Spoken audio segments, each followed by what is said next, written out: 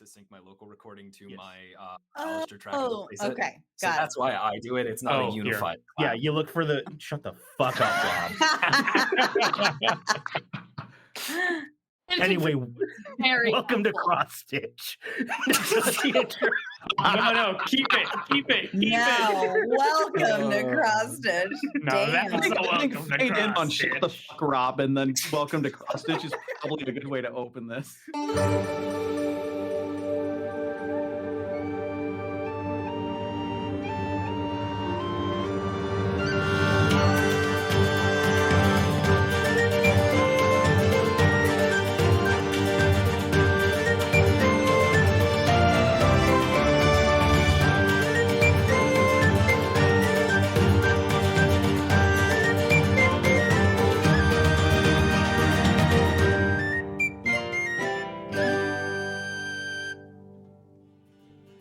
Okay. Welcome, Weavers, to our second episode of Cross Stitch. You know, the thing where we talk about the stuff that we did with recording and all that? Yeah, it's that again. I'm here. Well, me, am Lex. Howdy. Hey. Call me they. And I'm here with, Bree. Hey, Bree and Iggy. I do editing of all of this chaos except for the cross stitch. Have fun with that, Lex. I also do like half a dozen other shows over on Pseudonym Social. So go follow that chaos. We got Rob. That's me. I'm Rob of Rob B. Rolling fame, and I look at money numbers and write down notes during sessions and other stuff here at Game Woman. And I use he, him pronouns. We got Benedict. Hey everybody, I'm Benedict Jumberbatch.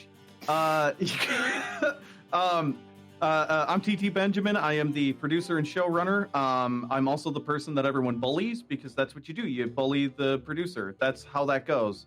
It has nothing to do with the role. It's just because it's Ben. You God, come on. We talked about I mean, this in the I meeting. bully you because you're our local cis straight white man, and that's just easy pickings. So, True. Okay. Yeah. what are you gonna do? Deny it? and my pronouns are he, him. Yeah, Obviously. exactly. Exactly. And that is your downfall. We got Zadkiel Vaskihov, whose full name I've never attempted till today, and I got it right. I think. Yeah, more or less. Yeah. Hey, my name is Zadkiel Vansky Huff. You can find me on Twitter at Zadkiel in Green, Zadkiel. In Green, I am the creative coordinator, which is just more or less naming episodes and stringing the arcs together so that we've got something that we can put a bow on and do one of these goofy ass recordings across Stitch. Oh yeah, that's all you do. Yeah, for sure. Yeah. That's all that I do that you read. I mean, I do other stuff. I don't read anything you write. I'm a fan of you. Okay.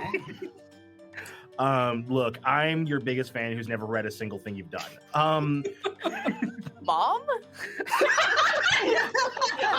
Dad? I was just thinking, that's like my entire family. Nothing's All published yet. They're family still not going to members? read it That's when it is. right. I'm your mother now. I literally, no joke, I ran a Kickstarter and my dad was like, it wants me to make an account, so I can't follow it, bud. Sorry. Yeah. And I was like, okay, cool. So- My Thanks, Dad. condolences. Before we tangent on We had to all of our hit you with collective that. parental trauma, let's introduce our lovely guests.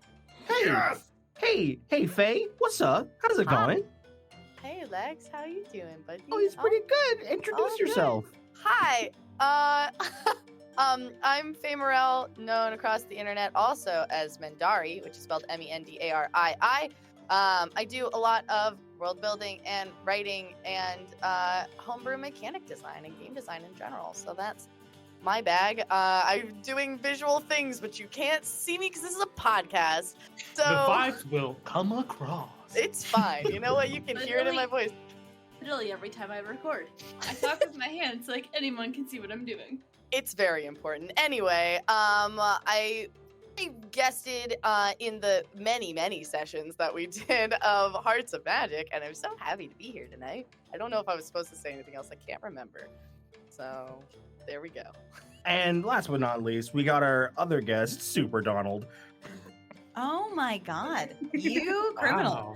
I am Super Damn it. Dylan or Dylan. Dylan is fine. Super Dylan is also fine. I don't use she, he, and they pronouns. You use them when you talk about me. Hopefully, it's a good thing. What a And I am a game designer, an actual play performer, most known for my roles as Ike on the Atomless, Adelit on Unprepared Casters. My games have been featured on several different shows and things. My most recent game, How Does That Work? You're a Bicycle, is out right now. It's so very good, and I hope that you get it. But my most present obsession is this show, Game Woven. So I'm jazzed to be here. And you're welcome. Exception. I mean it. I mean it. I'm not being ironic in the slightest. I'm so excited. So what you're saying is you're fully caught up with the show? I am at the hold on, I will tell you exactly where I am. Sorry, I'm bullying our guests already. No, you don't way to call a bluff too. And props to Dylan for being like, hold on, actually. Hold on, actually. No, I will tell you exactly your where I'm at. work, Dylan. I am I'm at almost at the end of the Hearts of Magic. Oh yeah. You are So caught you up. are caught That up. is- So I'm almost, Yeah. but I'm not fully caught up. I need to listen to the last episode. So you've Um, made it to the horny There's zone. 2 more Yeah. episodes coming. The whole thing is the horny zone. What do you mean? That's what I meant. Yeah, the horny zone. That So ended up being sex episodes, so yeah, Yeah. so I Sorry, did you never say listened. 6 episodes? 6 Yeah. episodes. 6. Oh, well, a little column A, a little column B. Yeah, true. Yeah. Yeah, so I haven't listened to the final cut of those yet, so I don't know how horny they are, but I can only Yes. assume. Yeah. I think that leads us to Hello. a great first question, which we spoke a little bit about before hopping on the recording. If villain's bad, why so hot? I have a Discuss. I like you relevant said question. that like a newscaster. To that, because some characters in Oh. our episode of For the Queen, our arc of For the Queen, some characters chose to die by the hands of vampires, and I have to assume that said characters were horny for vampires, even because why else do that instead of living a humble life, opening a B&B and Because emotional trauma.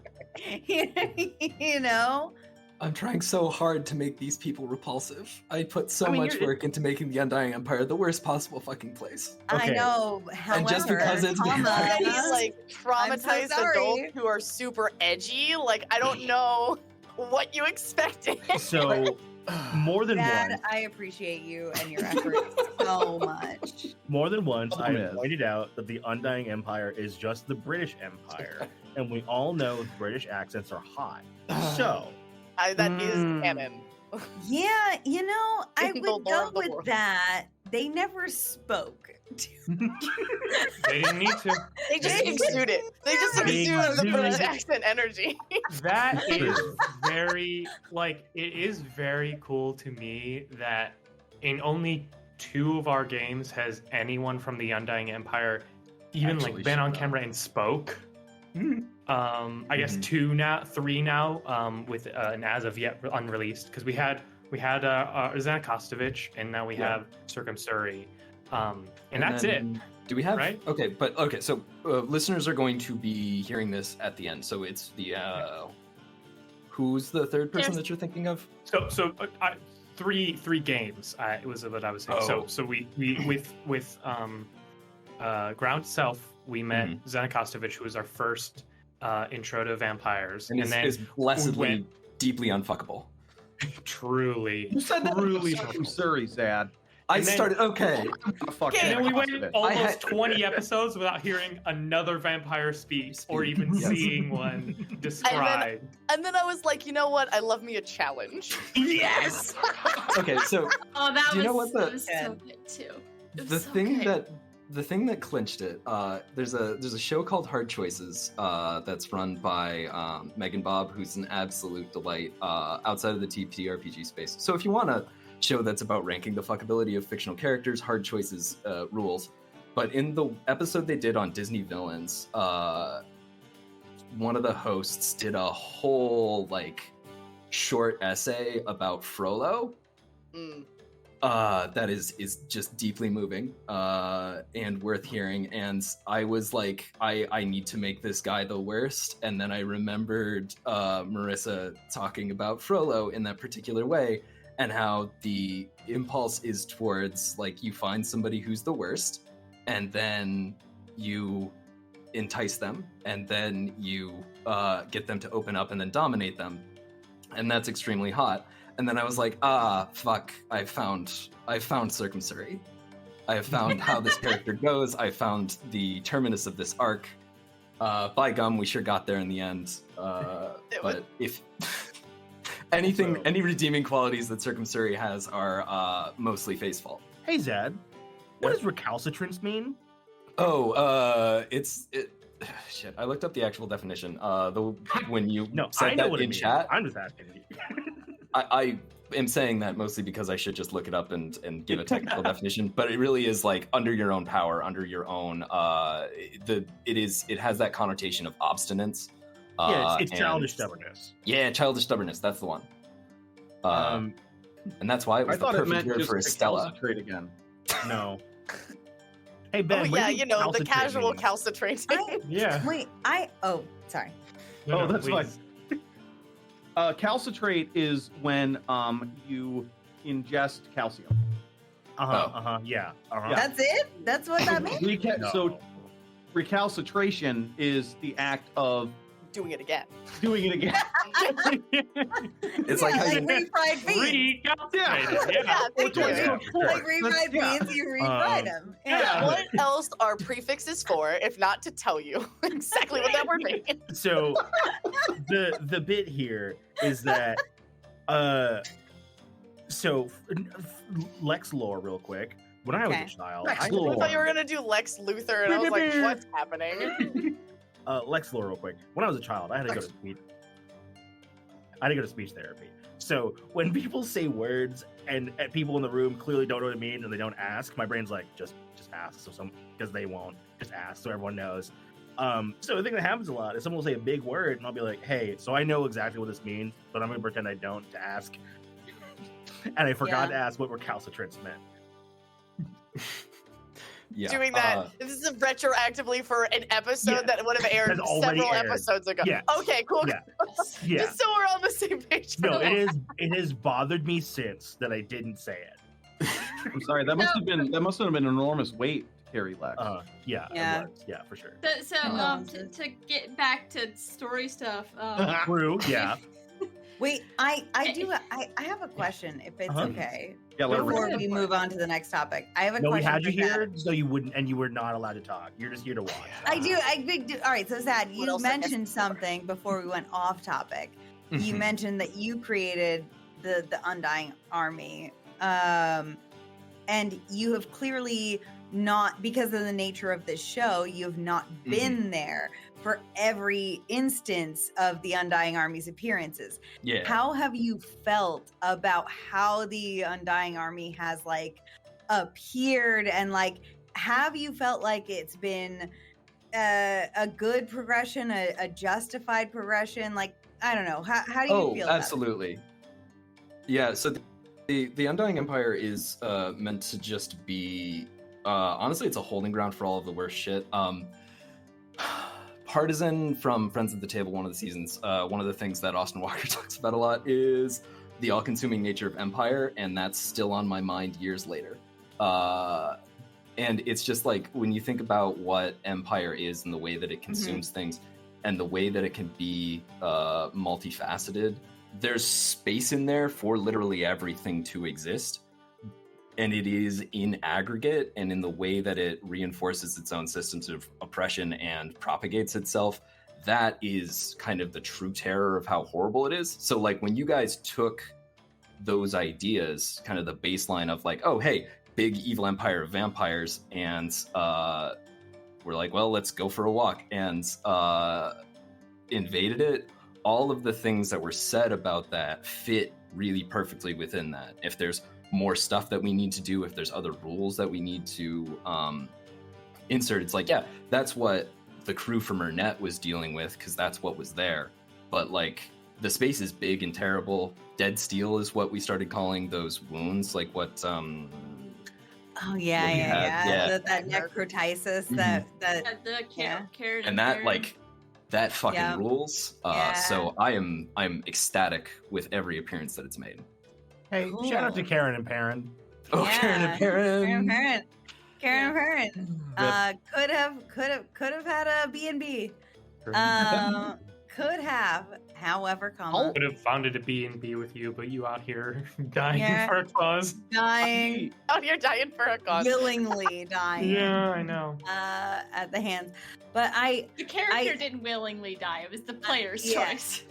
I just think, well, you know, but I find it very interesting because like whenever you create a lore and then you step away and allow people, which is the nature of this show, I find that very interesting to like create a lore and then step away from it and allow other people to play in it, like how that makes people feel like. And I The think stuff that's awesome. the stuff that's ultimately the most personal to me are things that I will turn into walled gardens. So like the dead nettle as a concept, like Henbit Lamium, the character that I'm playing in a couple of different other spots here. Like that character is really important to me. The dead nettle or her crew, those particular kinds of Verdrain, they have a specific philosophy.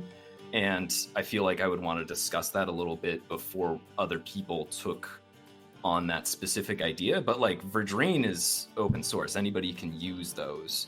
I just have a very particular way that I want to inflect a few of the very localized ideas. Everything else is vibes. Paint with broad brushes, draw absolute blank spaces.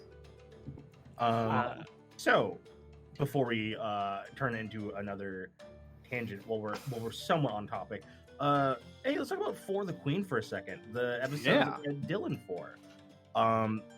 For those that weren't on For the Queen, anyone have questions about what happened there?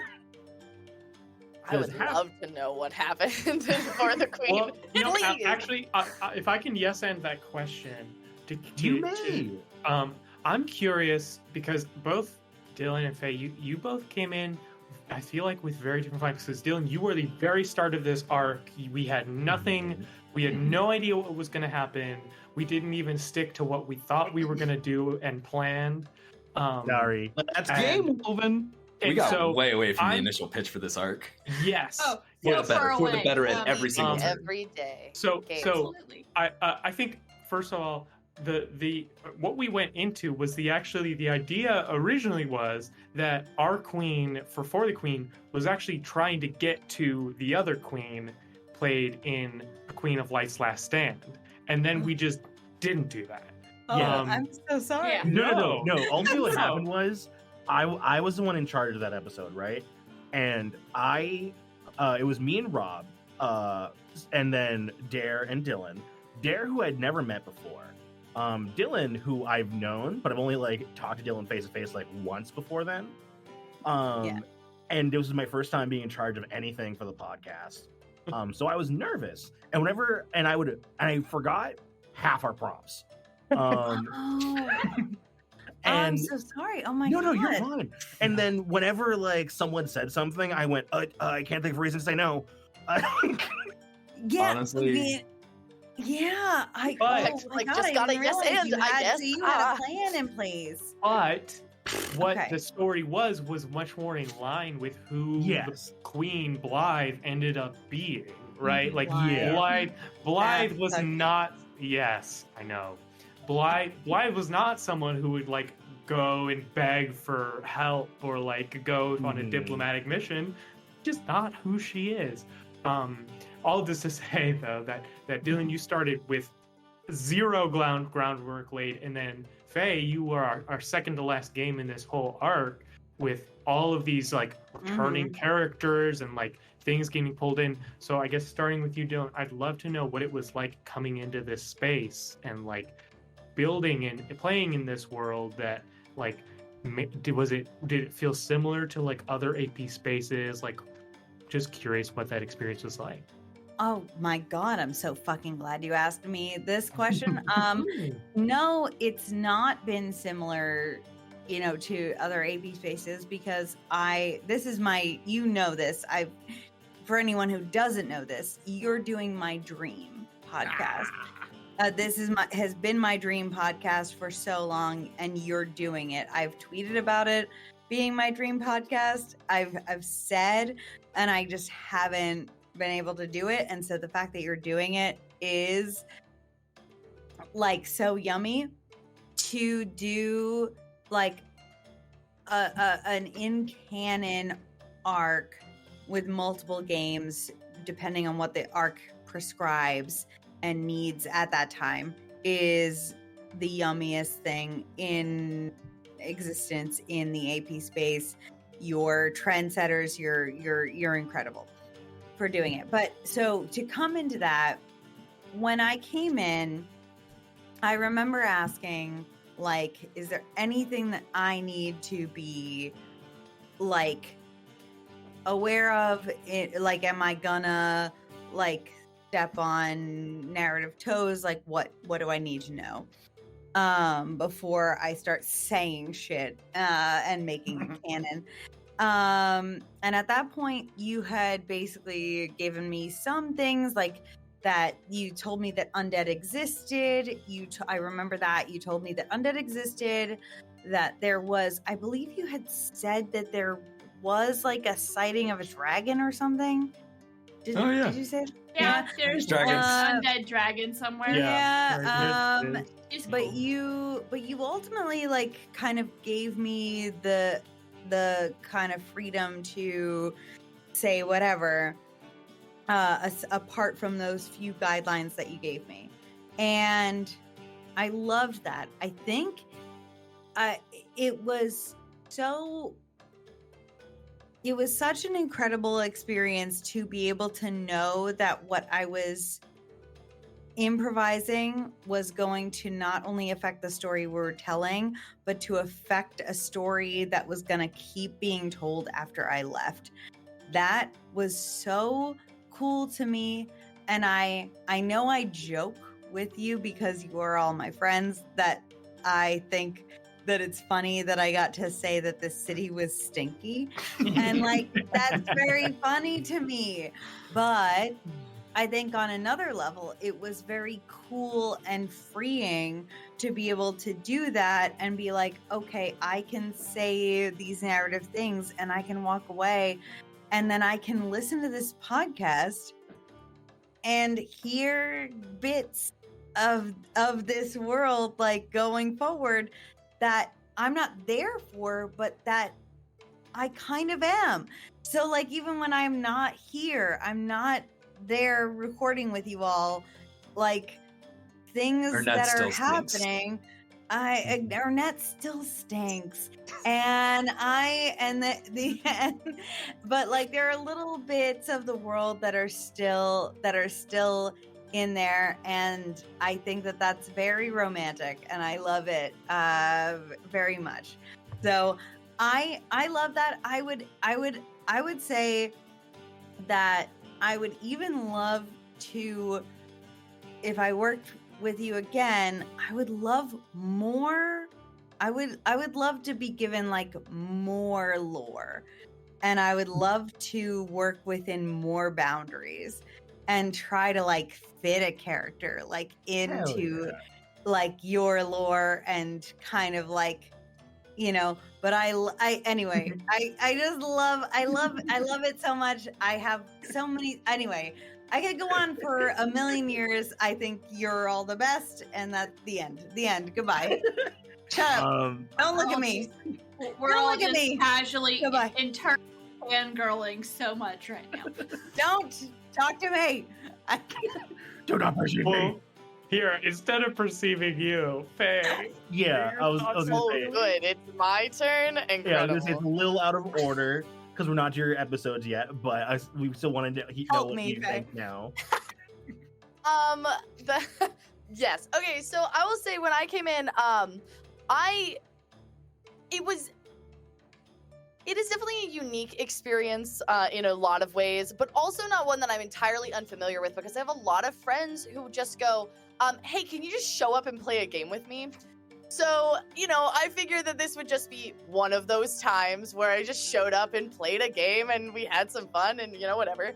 And I also absolutely love world building. I spend so much of my time doing that and writing and coming up with stories. And I love creating stories with my friends and like just being creative. And it was so incredible. And like, I was so excited about it just from that aspect of it. Right. And then we started playing our game. And when I tell you that this game occupied every single one of my thoughts for several weeks. God. I just like at any given moment in time, I was like, I wonder what they're doing. I wonder, are they thinking about me? I'm thinking about them. Are they thinking about me? And like to the point that Dylan was making too about having almost sort of this weird version of legacy, right? Where you have this person or this character or these facts that you have established about a world that people then continue to progress that world beyond you and getting so excited to see what happens with those characters and like those things that you spun up. Like, I don't know what's going to end up happening. I don't know if you guys have explored what happened in the city in the wake of what happened after Hearts of Magic, but just me thinking about that and thinking about all of the fallout from those sessions just fills my heart with such joy. I just wanted to say thank you to both of you for being on the show. But also, I do recall when we were first talking about making the show, y'all were both my day ones. Like, so we're getting them as guests. Yeah. I love you so much. Because in this group, for whatever reason, I'm the one who has the biggest list of people to like pull for stuff for whatever reason. I don't know why. Lex is just Oh, everywhere. that's so interesting, Lex. Oh, it's so interesting. Why was I called in last minute, by the way? Why Okay, was I not so here's the thing. on the roster Okay. to begin with? So here's I'm the sorry. thing. Why was I not planned? Well, here's the thing. We planned like the first like what was it like the first like 5 games we were gonna play, and I was like I can't remember what I think it was the game that Faye was in, and then basically everything got moved up one when I forgot who called out. It's been forever, but someone couldn't make it on the game, and everyone like got moved up one guest spot effectively. And they were like, hey Lex, Dylan, let's bring in Dylan for this. I'm like, I mean, I think Dylan would be really great for this game, but like, okay, we'll call Dylan now. I am fully fucking with you. I loved actually. But I love to make you sweat. It's not hard. But I mean, Well, you were going to go into that being like, so Lex, why did you want to pick me first? And I just need you to tell me a little bit about that. Well, if I remember my God, correctly, I adore you. Oh my God, but Faye. if I remember correctly, that's what happened. Someone dropped out, and I was like, okay. So looking at my list of people who I know I want on the show, which at that point was Dylan, I believe Leona, Yeah. Leona Maple's on the list too. Yeah. Hell yeah. And I'm like, okay, Dylan would be great for this. Yeah, I think it was like, hey, we need someone who we really, really want on, who we don't want to, who we feel okay being like, hi, this is a little last minute. Yeah. Maybe we can, hi. Wait, That is- Bree. Yeah. We were a little bit rude. We went on a tangent because I think you had a question that you wanted to ask like a million years ago. Am I being overstepping if I ask you to? And this is the part of the section of the podcast where Dylan has fully stepped into the role of this. Yeah. Cross stitch, baby. I just remembered as you were speaking, I was like, oh my god, Bree asked a question or started to it and we didn't answer No, it. we are all What's it about. like having memory? What's it like? Yeah, really, truly, what is honestly. So I was just gonna ask or suggest if we could kind of like talk through the series of events that happened in the game as a reminder, and as we were talking about how in like For the Queen, like the original plan was Blythe was gonna go meet up with Irene, but that didn't work out because people got distracted, which led to in Queen of Light's Last Stand when Irene got a message invitation from Blythe to come meet her. It left us with the opportunity to have it not actually be Blythe who sent the message. Mhm. So that, Like, I remember there was that's- a moment when Nikki, because we brought Nikki from Beholder to No One in to run the game, and she suggested, hey, if the fight doesn't go well, is it okay if I like have Irene get kidnapped? And the fight was going well, so I just messaged her. I'm like, if you want to do it anyway, you can. I'm fine with it. So that led to Irene was kidnapped, and then she was gone for 2 years. While Yeah. the party went to find her in the adversary game, and I got to play the person who kidnapped her. Mhm. And I There's got- a very long section of Henbit smelling a piece of paper in the Queen of Light's Last Stand. That was me being like, okay, so Blythe sent this letter. If it smells like Ernette, then it's got to be somebody fake. It's got to be a fake one. This is like metagaming. My brain's like, Yeah. okay, so then we need to know that there are people in Ernette that are sending letters out. If it smells like distinct from Ernette, again, Ernette still stinks.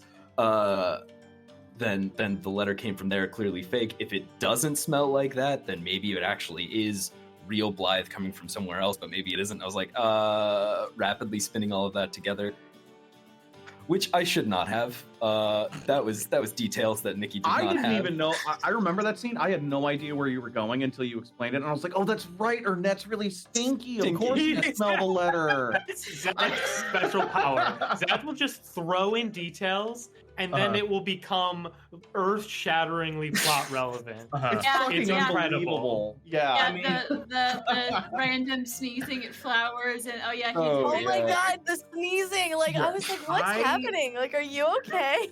I do the opposite, where I'll drop a lore detail that never comes up again. We're still trying to- That- I'm still trying to Why? make ducks work. maybe it would. Blythe loves ducks.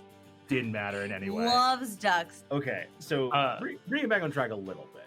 Yeah. So we did talk about For the Queen a little bit with Dylan, which, you know, for those that weren't there, For the Queen was it was supposed to be about people escorting our queen Blythe to a diplomatic thingy that went bad. Can I actually- vampires ate her dad. So I'm proud of this. I'm so proud of this stupid joke that I'm glad that we got away from. But I originally pitched Right. this arc as Ate the Queen, which is 2 games of For the Queen, of 2 groups, the 2 retinues for the queens that were going to the arranged marriage in order to solidify the alliance and be against the Undying Empire, followed by Kingdom to establish the rules by which this now shared kingdom was going to be governed. Obviously, some tangents took place. Ate the Queen being, you know, obviously a bad pun when you take For the Queen and For the Queen. Ate the Queen, except because For the Queen has the tendency to produce terrible queens. Perhaps it wouldn't be too bad if the Undying Empire was the attack that happened at the end, Yeah. and they ate the queen. And then it's also like an eat the rich thing, and then it all just Yeah. kind of comes in But together. It's, didn't it's One. the But rich eating the rich. I just- but Yeah, but it's it's so all there. it's so game moving that the ripple of us just not going to that plan at all Yeah. turned Oh, into yeah. okay, so now the Queen of Shamir has been captured, which means now instead of just playing Kingdom and we're done, okay, now we're playing Adversary, followed by Hearts of Magic, and only then are we playing getting to kingdom. getting to Oh, Kingdom. A lot of this arc was us comically falling down an up escalator nonstop. Yes. That is Like, an it was- accurate we would just- description for how we do everything. We just stepped into a rake and like smacked ourselves in the face, and then we're like, oh, well, there's actually a pile of leaves over there. So actually, I guess I could use this. And then we rake it, and then we step on another rake. Yeah. But yes, Lex, you were It's- attempting to transition us. Let's carry on. Hey Lex, you're doing great.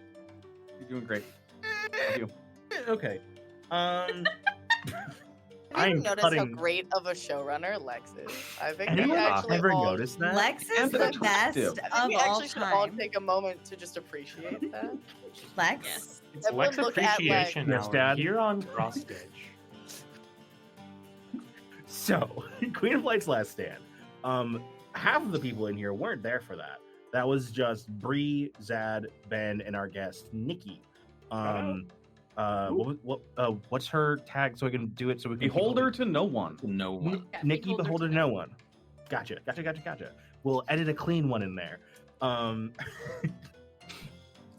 But anyway, for those of us who weren't there, hey, that was the first time for me and Rob where we just kind of got to watch stuff happen.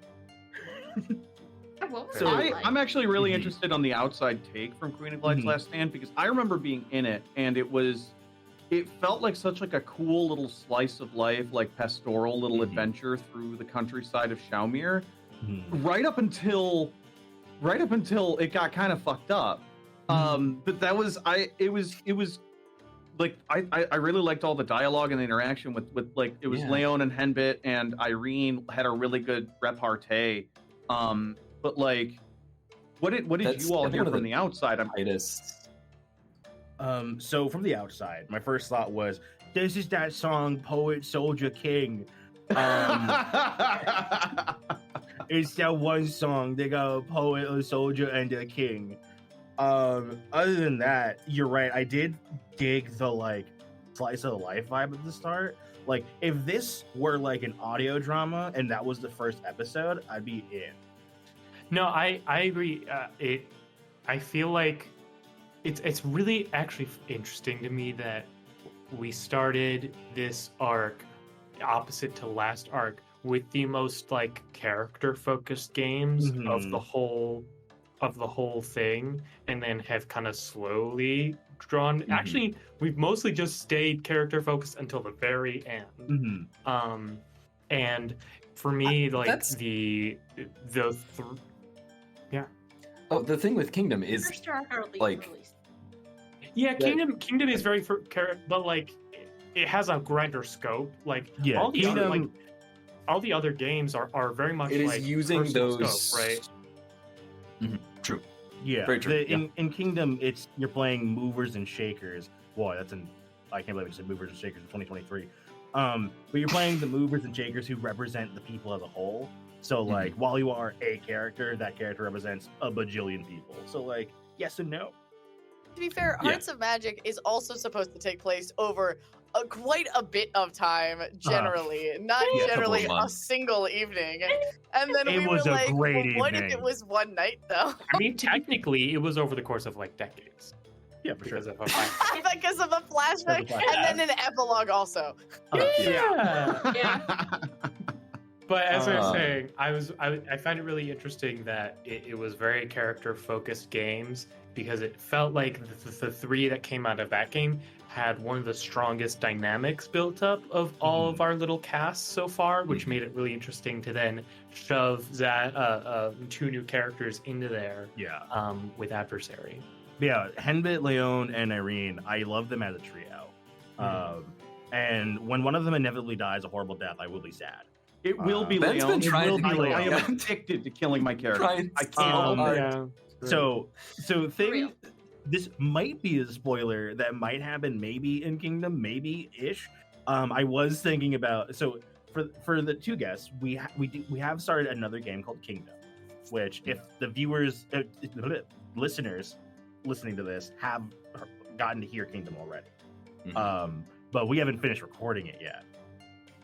So we don't know how this is going to shake out. We don't know how Kingdom ends. I'm so glad that you're like, spoiler, baby, for the end, maybe, because I don't actually know what's going to Yeah, I happen. don't actually know. Well, this is very Irene Game is Woven not of us. dead yet. Irene is not dead yet, and that makes me happy because I've grown quite attached to her. She has grown a lot since she got kidnapped. Mhm. So I'm playing a character named Tristan, who mechanically he's supposed to be a character who can like in Kingdom. One of the character types is just someone who can like see the outcome of the choices people are making. I made him literally psychic, Free dog. and I whenever he gets to meet Leon, I really just wanted to walk to Leon and be like, hey man, just like get your will in order, maybe just like. As suggestion. It's like, Oh, just in we still case. got some episodes left. We can totally work that in. Yeah, if it happens, it happens. If it doesn't, it doesn't. But I was thinking about that the entire time we were playing. I actually kind of like Leon. He's sort of my Game Woven OC. Like I'm You're right. kind of attached to the old jackass. I No, don't you're know. right. I like him. He's old, so he will inevitably die eventually. As Oh. is, you know, Also, as do we all. speaking of Leon, I'm really interested. Like, we haven't seen yet how he feels about the moves Irene has been making, but I'm pretty Mhm. sure at least the thing involving the Stormtooth has him pissed. Just like, what Yeah. do you mean you just got to be Yeah. sovereign? Yeah, because Right. So, for our guests in Kingdom, there's a section that by all rights does belong to the Kingdom of Shalmir, but basically no one governs because it's just like a mess. Pirates and shit. And basically like it's just- it's pirate. it's just pirates We and love like it. robber and like it's pirates, thieves, whatever. And Mhm. Irene went, sure, your own sovereign like city state now. Go have fun. Well, and like Obsessed. Henbit bullied her into Obsessed with it. that. What a Like, bad plan. Yeah, Well, no, yeah, like so- fully like the state of Mississippi went up to the president and went, hey, fuck you. Well, so, Uh, as background for that, because I think this is very interesting, that was so the Stormtooth Barony was something that Zed, one of the paragraphs that Lex didn't read, that Zad, because Zad will just drop like small, like 1-page stories about the Game Woven world into our chat that don't become canon because they're not recorded, but are Nope. very good and very compelling. And the Stormtooth Baronies was one of them, about like this section that Shamir technically owned, but was like run by these barons, and they were not Mhm. great people, but they did at least have a handle on the region. And so a whole bunch of when it stuff, came but there's time also a for whole bunch of adversary- stuff about like taxes and like Yeah. the reason that you can sail through here, like the reason that Shalmir runs it is because as long as people pay the tax to Shalmir, then Shalmir gives them the banner that they can hang off the side of the ship. And the storm turrets know, like, okay, don't attack the ships that have the banner on it. Everybody else free game, and so it's like this whole like rolling grid, the aristocracy paying one another as these pirate captains consolidate wealth and start like making moves. That's kind of the genesis of it. This like new money, criminal background trying to legitimize themselves, up and comers that are now just a fully independent state, I guess. I'm obsessed with whenever Zad goes, yeah, it really all has to go into like taxes and like bureaucracy. This is what and I'm he just talking goes- about. They just But- like, they just talk all the side. Yeah, and yeah. So that's Zad's thing, but like, Yeah. when Irene was approached with Okay. this idea, she offered, like, said, "Hey, like, let's go back to the palace. We can like look at maps. We can like talk through the details, because that might have read to some people like she's trying to find a way to screw them over. But she's like, see if I can make this a little more than just you have your land back, go have fun." But Himbit's like, "No, just do it now." And she's like, "Okay." Because she's like, Yeah. this can be more than just here you get your land back. She's like, Mhm. here you basically have what you already have, and it's no longer illegal. Yeah, She's, but she's trying to make Make them changes no and longer pissing off- pirates because they're just like officially. Mhm. Yeah, but what if Yeah. what if they didn't have what if there They wasn't can issue an their own letters aristocracy? of writ. What if there wasn't a neighboring aristocracy, a bunch of old money folks that were extracting wealth from the Stormtooth and being like, oh, hey, here's things that we can sell to you. Maybe we make this business partnership. What if they had the rights to control the seas? What if they were the ones that were collecting the taxes that meant that they didn't attack the ship? What if it wasn't going to the What if aristocracy we all of held French hands and Domain? kissed? What if we all held hands and kissed? Have we What tried if we it? started like just like kind of a low key rebellion in this port city? Like, how would we feel about that? Hands Across America, famous failure. Probably because they Yeah, just held hands and didn't Faye, kiss. it's only getting worse. Yes. Just from the first episode of Kingdom, first session of Kingdom recording, it's gotten way worse. I'm so We, excited. we keep fucking this poor little peninsula up. Yeah. If Irene lives to see the end of this, I'm going to be surprised because she now kind of has some support, but doesn't really have friends. God, I so That desperately wouldn't want to just know what's ditch going her. on. We'll Oh, get don't there. worry, you'll find it. But So to- also to- moving on to the next Yeah. episode, which it was to wrap together the For the Queen and Queen of Light to like a little neat package. We played a game of Adversary, which if you don't know what Adversary is, Ben and Zad wrote it. They made a game. Oh my god, a bunch of gamers. What? We're gamers. Rise up. Yeah. Yeah. Love when gamers write games. It's the sexiest trait that anyone can have. Ever. Oh, just you wait. I have Of all several time. games, y'all. do not. Here's the thing, Dylan. You That's need why I'm to amend sweating. that to finish games We because I need can to write a lot talk. of games. We need to look. We all need to talk a lot. Look, Dylan, I will send you all my unfinished games right now. Yes. I sent you my unfinished Google Doc. Please respond. Wait. Not me literally doing that to Dylan after meeting. I love it. You don't understand. I don't give a shit anymore about anything that is serious. I love a fucking game that is just not serious at all. Unmitigated is- bullshit. I love it. I love it so Shenaniganery. much. What I love about Shenaniganery. Adversary is that it was written very seriously. No one ever takes it seriously. Every game of Adversary that we've run in playtesting or for like streaming or whatever, it always starts out ridiculous. And then there's a Mhm. turn. At Yeah. some point, something real happens. Yeah. Either it looks like they're about to lose, and then everyone is like, oh, we actually need to take this slightly seriously because we might lose. Or a prompt hits and someone comes out with the most gut punch answer in the history of answers. And it's like, Yeah. oh no, this is real. Yeah. And Yeah. then it always ends with a big bang where everyone's pulling out their big moves at the end. And in the case of Adversary that we ran for Game Woven, a doc destroyed the evil person that kidnapped Irene. See, as I said, it's very serious. I want to make a game about a lima bean with the gun. It's only 2 players, and the way you don't roll, the DM and the player play patty cake, and the one that fucks it up loses. And it's about late stage capitalism. Perfect. I mean, Dude, I'll Lex, play it. Kickstarted for $10,000. Unrelated. Lex, no one else here. Lex, do it. My gun is to your head. You got it. You Are the have to lima do it beans. now. You have to do it. My gun has I a will lima bean. literally be waiting. If you release another game before you release that, I will be calling you out. Our lawyers will is- come for you. Lawyers will be in touch. I will be waiting in the wings. I'm calling it Bean Gun. You are being bullied, Lex, right now. This is active bullying. I am I can't admitting believe- to my bullying. I can't believe we're all here for the advent of Bean Punk. I said Bean also- Gun, but I'll take Bean Pong. I No, like Bean Bean Punk Pong. is the genre that Bean Gun will start.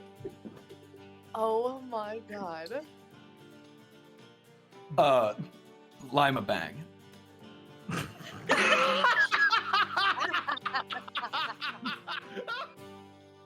So yeah, anyway, Hearts of Magic was cool. So Faye, Rob? we already heard your answer of like what it was like coming in when you didn't know what the fuck was going on. We have I anything didn't else? know what the fuck Do you was have going anything on. else to add about the experience? I mean, like, are we going over like what happened in Sure. general, or just? I mean, well, okay. So Look. No gods, no masters. All cops are Yes. bastards. We do what we want here. So I went into this game, like, I had read the little blurb, which I think I was one of the only people who had at least read it recently, because I was like, this game is so horny, like, it's written in that way, and I don't think that everyone knew that coming in. I had no clue. But I did, and in the same way that many people choose violence, I chose to be horny. So, You know, how it I is. love you. Yeah, good. so like, I believe the only person your character didn't get was probably your Stella. Yeah, Yeah, the I only think person. so. Yeah, only person here you Or didn't flirt close with was to. me. So that's true, Lex. It's fine. I'll come back. We'll do another fine. round, maybe. Okay, fine. I forgive you. And I'm like, you broke through me. I'm like famously aromantic in Nice. role playing, and Fucking you got him. like, And you did like a big still sacrifice. kept me a little bit. You That pitched was like that a one. big like, yeah, You did. it was so good, God. But like, yeah, so I went into this game like one of the things about Hearts of Magic is that it's all about like the whole entire thing is about making messy entanglements, which I love. I've also recommended Hearts of Magic to literally so many people since we played this game. I'm like, have you heard of Hearts of Magic? Do you want to play with me? But one of the other things too is all about how you're like there's like a lot of enemies to lovers things, and we were coming into this very like politically charged area, right, where the Mhm. Empire had just come in or had been there for like a couple of years now because our queen had gone missing, and there's the people who are native to here being like, well, we didn't really like the queen, but we also super don't like this empire. So like, what's happening there? And then you've got the sort of old power of the aristocracy and the new old power of the empire, then like how all of that interacted with one another. And we started at a dinner, and I was like, all right, cool, so we're gonna have this dinner this night, like we're gonna go, like a few weeks are gonna go by, we're gonna have like some other dinner scene, like maybe one-on-one with these people over here, you know, whatever. And then as the recording session went on for many hours, we all just kind of discovered that this was a single evening and we were not gonna stop.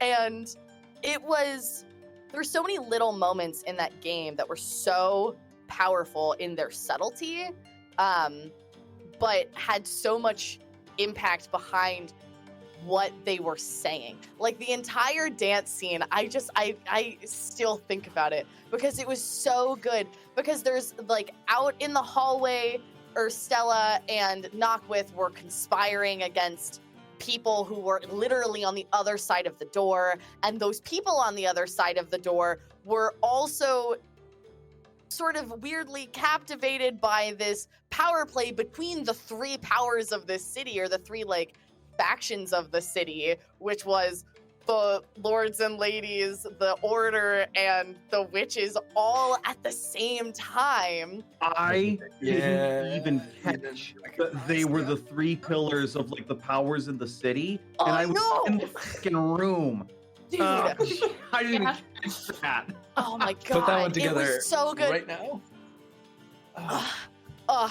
It was so good, and like the way that everyone just was so on it too, like that scene with everyone was so good, and then the way that it ended, and then it went into so I think about it all the time, and I'm constantly wondering where Maeve went off to, and is she a god yet? I don't know. The whole thing was just real good. I loved everything about it. The only thing I was worried about was like, this is so good. How do we edit this to be consumable? And we pulled it off thanks to Bree. Bree's amazing. Actual Yeah. wizard. Lots of Great. practice and a lot of time poking through the different music selections on Zapsplat to find just the right vibe. Yeah. But yeah, Um, Oh, you know, I don't know if I've listened. Do you put music that matches with like the shifts in music in that scene in the. Yes, I did. Oh my god, I gotta listen to that. Oh my god. Bree's amazing. Hey, I know we've got a lot of actual play wonks that are listeners. If you want a really, really fucking good editor, call Brianna Jean. Hey, Yeah. Ben. Yeah. She's not in Yeah, double Brianna digits doesn't yet have- for Yeah, podcasts. she and doesn't I have feel enough like podcast to edit. Hey, Ben. What's a wonk? What? Wonk? A wink? Like Define someone who's like into that. Oh, Yeah. Why? Thanks Yeah, for alright. asking for the Well, definition of that word. What year is that from? Like you've never heard? Like it's all right. Same It's year's on okay, it. it is from the Sorkin-esque era of political Yeah. discourse. So we're talking early 2000s, late 90s. I mean, yeah. I was 4. am 38, and people like to remind me of that. For what it's Hey, worth, you're And only Ben's really old. Look, I'm 36. And I've never heard that that's before. worth. look. It is still in use. I know, like, people would talk about policy wonks on like NPR politics podcast. So it's like it's dated, Sorkin-esque, maybe a good. I guess think about how opinions on Aaron Sorkin have evolved, and that's probably about where the term usage Where of the the term quality wonk of lives that these word days. It sounds You know, sounds like the word that like your dad would use. yeah.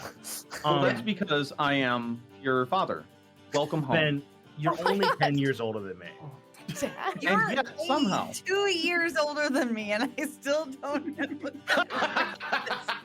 Look, hey, this bitch didn't know how to say I am a anime. social media whore. I don't exist. I don't exist in that world. Man, you said You that also word had wrong.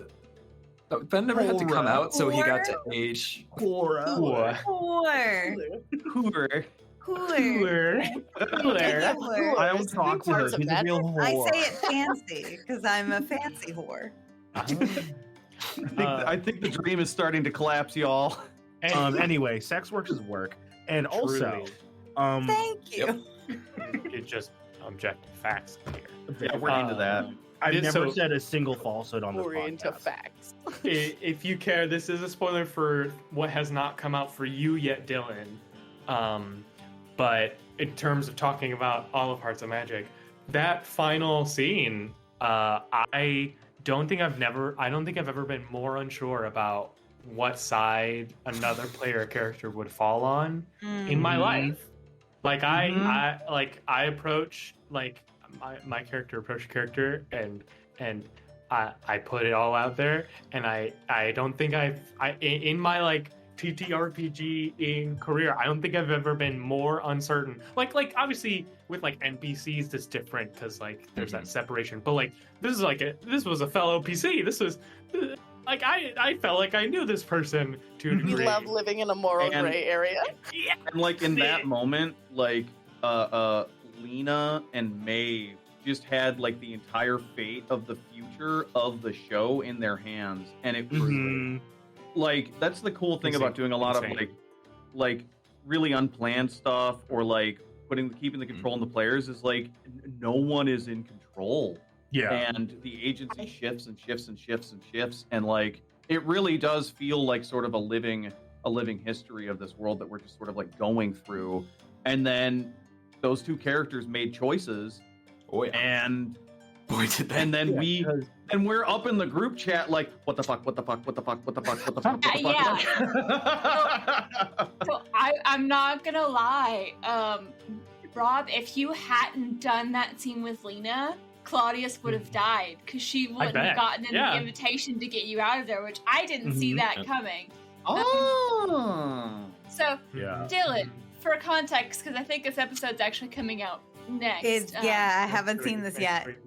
Claudius York has not always been Claudius York. He explained this to Lena in a very private conversation on the way over to where everything was going to shit. His name used to be Luna 1. And he was a spy on the Ramses family, but he got out. And she's just like, so we're both just like, yes, this, And this is maybe going to because be a... he slightly caught feelings for a certain member of the Oh my Ramses family. I don't know. Yeah, Shut up! and she's just like, first off, we have a lot to talk about. Second off, and she basically like because she had extended her protection in like a sort of deals-based way to Circum. But she extended a different offer of protection to Claudius, which is just you're under my protection. We're allies. What It's was like- so cool about that scene was it was really intimate, sort of arm in arm, walking through this city. There, it's very peaceful. In the meantime, this like Spider-Man superhero fight is happening between Knockwith and Circumsuri. That It is was like, fire was everywhere. oh and it yeah, was there's fire. storming There's and, like flinging Uh, vines. insane. nuts. And Speaking of Knockwith, the only reason Knockwith didn't beat Circum is because Circum was under Lena's protection. She probably had to. and it's so I had good. forgotten And, about like, that, and I was like, "Oh, Uh-huh. We So- all had, I think, except for Zan. so speaking of Knockwith, I just want to say thank you to Ben for playing with the unmasking I did with her Stella. Because I was just like, yeah, I'm just gonna play like an idiot drunk guy. I've done enough heavy lifting in these episodes. I'll chill in the back I was once. tired. Whoops. And I'm like, I got bored. I'm like, gonna be a spy master. But what if now. I? Yeah. I loved that reveal actually, and it was Yeah. it was really subtle the way you did it. But I knew you. So Lex is fully sitting on camera while we're recording. Lex playing a drunk guy with a tie wrapped around their head. Like Yes. Lex is wearing a Yeah. tie. Yeah. And I caught this when I was like, we were just doing a quick little bit of dialogue. Lex takes the tie off and drops the drunk accent, and I'm like, oh, Lex, Oh. what? I'm just like, let's go. Beautiful. So I just got So hell real. yeah, hell And- yeah." And then they held hands and seaweed And puffs. fine Oh, together. how Lex and I had an intimate scene. Oh yeah, it was intense. Well, the whole thing and- was intense. And it's actually very funny because I was not planning on having that conversation with Lena. My thought was I was going to confront Lex. Like, I thought it was going to be like I used to work for you, and now look where I am. And Yeah. the way the narrative broke out, I was like immediately during that session, like, nope, that's not going to ever happen ever. And then I started thinking about like, okay, the person who I'm going to be speaking to is Lena. Where does that tie in?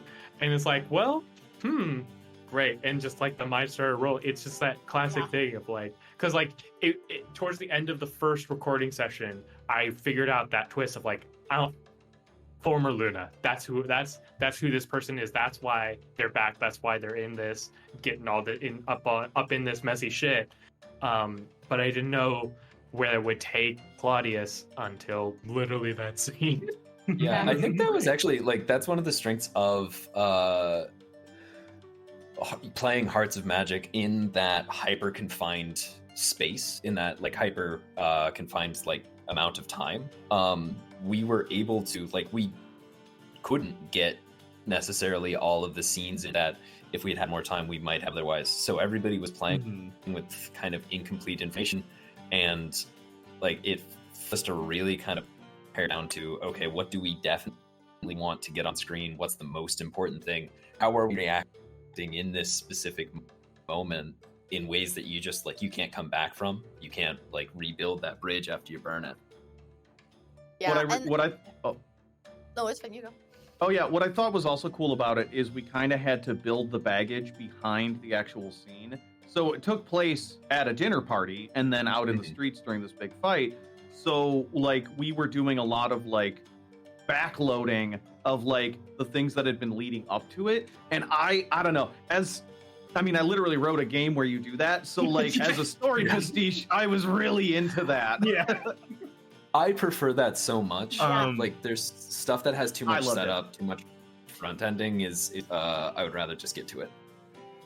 Well, and I mean, they say that brevity is the soul of wit, and I think that applies to storytelling as well. That yes, it would be great to go into all of the details, but you don't actually need that. That's not what stories need to be told. Now that having that context for when you are going through those scenes is really important, but you don't need to explicitly say that stuff. And I think it makes those scenes so much richer. And I also love the fact that like because this happened in a single night and because what it was so like pivotal to the events of this city, when you think of it, like when you zoom out and you think about this world as a whole, and like if you were reading a history book about this event, right, or rather this time in history, this would not be in that book.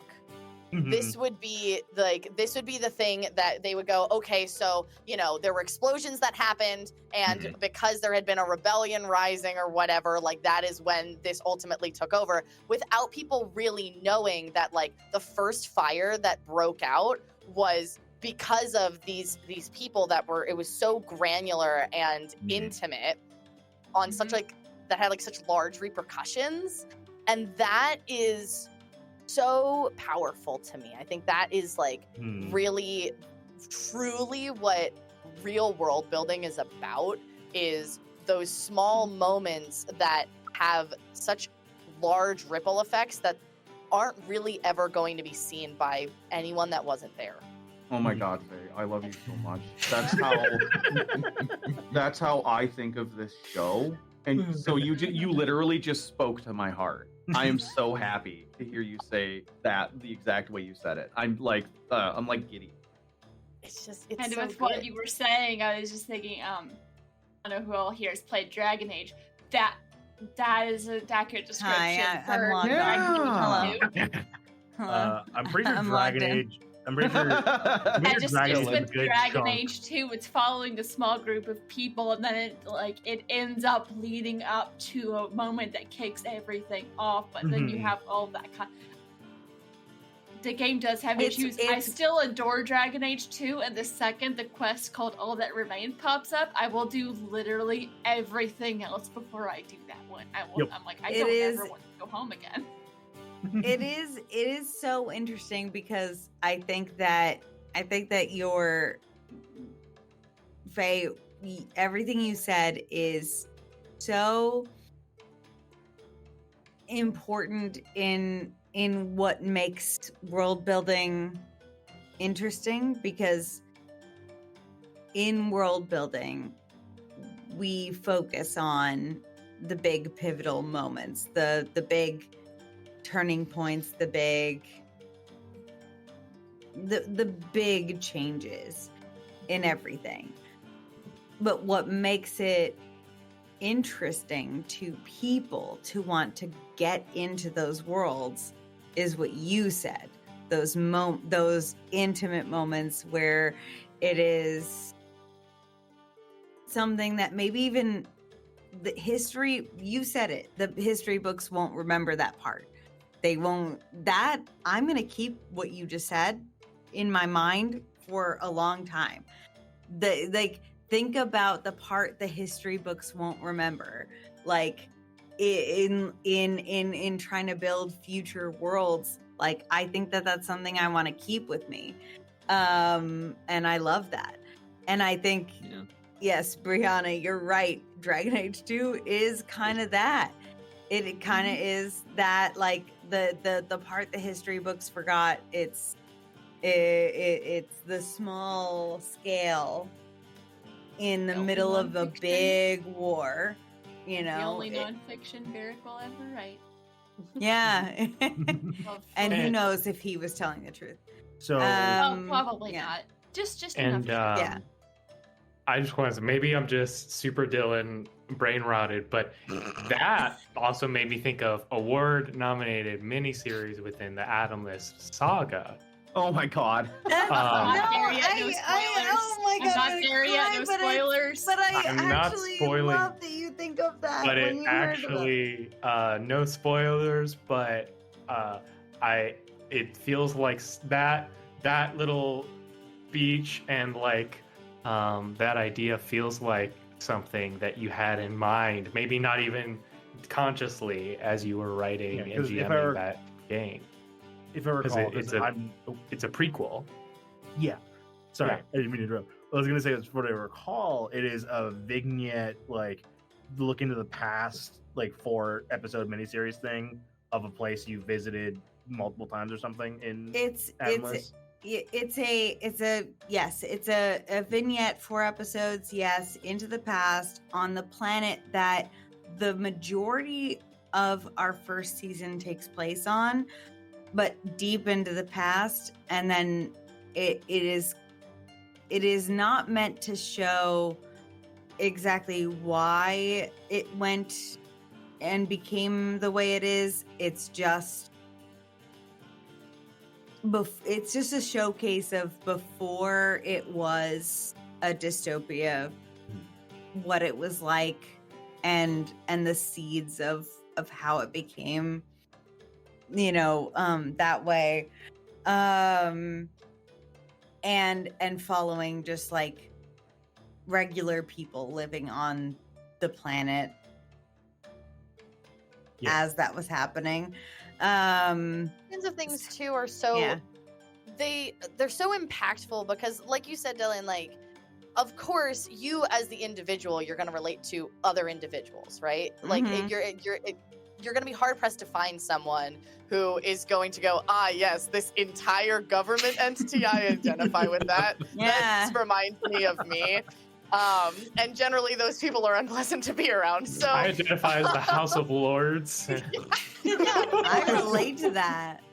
And like a lot of people, because I personally do a lot of world building. A lot of people ask me why I do so many things that are very, very character focused, and set up those little things. And it's because of the impact that they have, and because the stories are going to be so much richer, and because, like, really truly in reality as well as in fiction, the people who, like, a lot of the time big pivotal moments come down to a person. One person was there or they weren't there, and because they weren't there, this thing happened, or because of this coincidence. Right. Yeah. And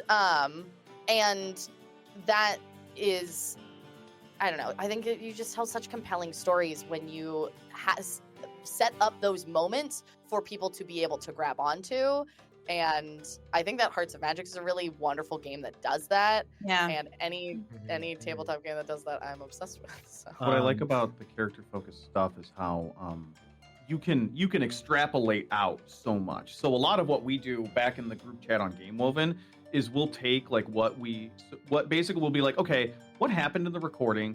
What have we accidentally established about the world by doing things or taking certain actions or declaring that certain things are true? What are the larger ramifications of that? So by the end of Hearts of Magic and doing a bunch of other stuff, I've sort of like reverse engineered how magic works in this world. Like I've kind of figured it out. Yeah. But we couldn't do I know it. that's why we've played that game. Exactly. Like we can't. Like I can't. Yeah. That's great, is what I'm saying. Oh, I thought you said wait. Yeah. That's no. No. I'm just excited. Don't listen to me. Group to play Hearts of Magic. I pitched it as like, we'll totally figure out magic stuff. Yeah. And Which it's is magic stuff. And it's so funny how we did and didn't at the same time. But like, I feel like I really understand like what magic is in this world now, where we've kind of been in murky waters with that aspect of it. But and it comes from the little details, like the gift from the god of the silver tongue, or the invocation of the brazen, or the fact that a cost had to be paid to cast this really powerful spell. Like all of these things like gradually add up, and I'm like, oh, wait a second. Okay, I get it now. I could sit down if I really needed to, and I'm not gonna. I promise, unless I get a lot of free time and I'm bored. I could sit down and probably like slam out 30 pages and be like, here's like a treatise from some old dude with a beard about how magic works in this world. So here's a book on magical theory. It was hilarious because it was like the day after we finished recording. For solid like 30 minutes, Ben and I were just going back and forth. I was like, we're going ham on that. I invented a philosopher. He's got a Greek name. Oh yeah, it's all in there. That either. I got to invent deal magic. That was pretty cool, fun, and I look forward to exploring more of that in the future because Circum still owes Lena. So I'm also one so thing, glad Lena survived, so I got to drop I had exactly one plan for that character, which is if she's alive at the ending, reveal that her full name is Doria Lena, and she was the original owner of the book that taught I read magic. hell yeah. So one thing I thought was interesting that we didn't note in an episode, but I mentioned in the group chat like we're talking about was this is mostly my fault because I thought it was interesting and I kept bringing it back with like little gifts from the gods that are just like, hey, here's a little thing you can do. And we realized that at no point did we have someone who just prayed to a god and got magic. Like there's no just like D&D clerics in this setting so far. Yeah. It's always a god going, this would be funny. Isn't that sort of like very on brand for that game that you played that was like whatever gods laugh and glory glory fails gods laugh or something like that? Like that's exactly what it is. Yeah. That was skeletons, but the on brand for the phrasing of those, yeah. Yeah. Which is why in the future we do plan on doing a quote unquote god potluck where we just figure out the rules for how the gods potluck. work. Yeah. God potluck. Like right now, our pantheon makes no sense. There isn't like I'm assuming it's only going to make it worse. The Yeah, potluck's it going to make it will. make Yeah. less sense. because like right now we have established a god of travel, a god of peace, a god of coward. Also, God of War, A god of- brother to the god of peace. God of War. We've got a moon and a sun. Yeah, we got Got a a moon and moon and sun. sun. Apparently, the sun is also the trickster god, which Mhm. love that for us. Love it. He's a trickster. He's We don't also know if kind you're of the a only- dick. And it just it's like, I don't. How are these guys? Are they just randos? Are they family? Are they like? Is it Greek rules where they're all related? Is Are they all fucking? What's happening? yeah, like what's the rules here? I want to know. Honestly, yeah, no, yeah. Part of the reason I want to do the It's- gods potluck is to not have a single unified pantheon. Like it, of course, yeah. but like, yeah, it We don't know I'm the rules yet. super We're looking not forward working to. now. Yeah. Oh, I'm super looking forward to everybody bringing in something though. Mhm. I Well, I already know what my game is going to be, and I'm very excited for it.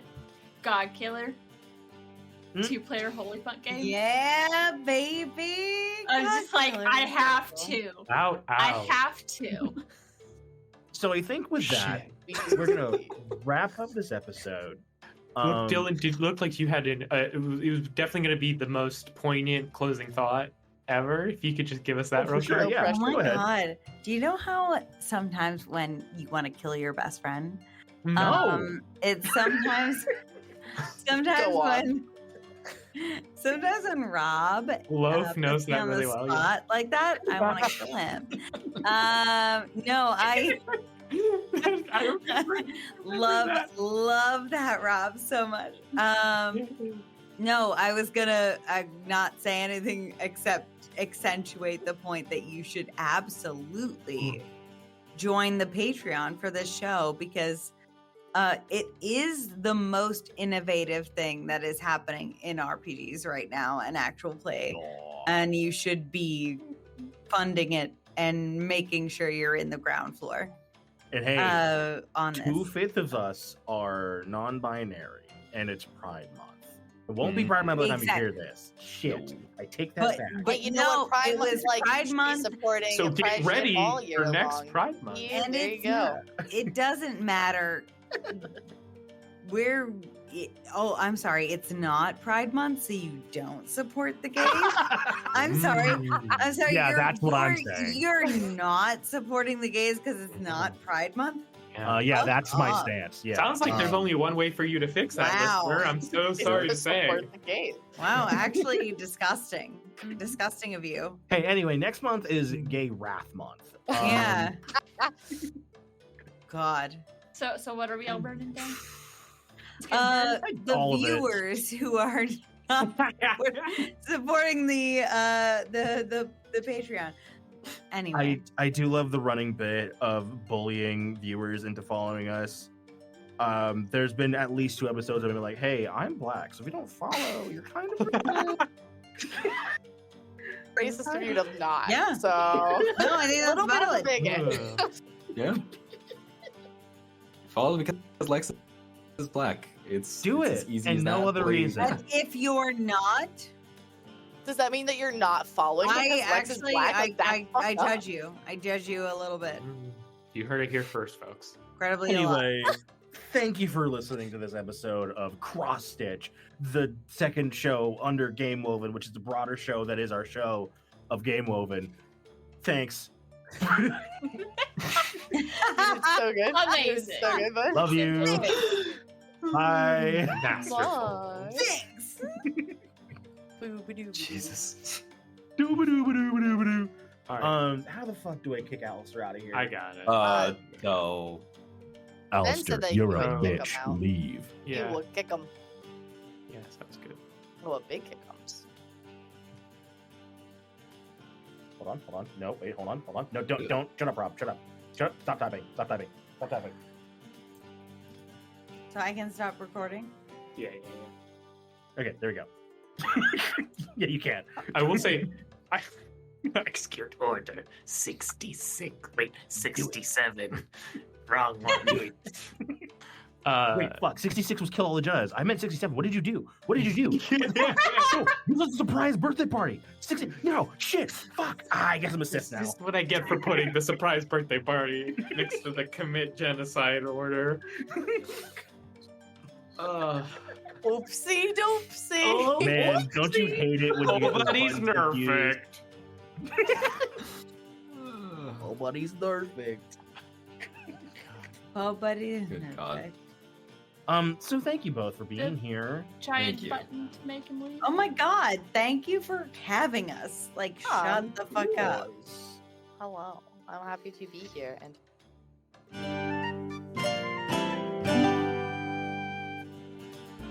Thank you for listening to that episode of Cross Stitch.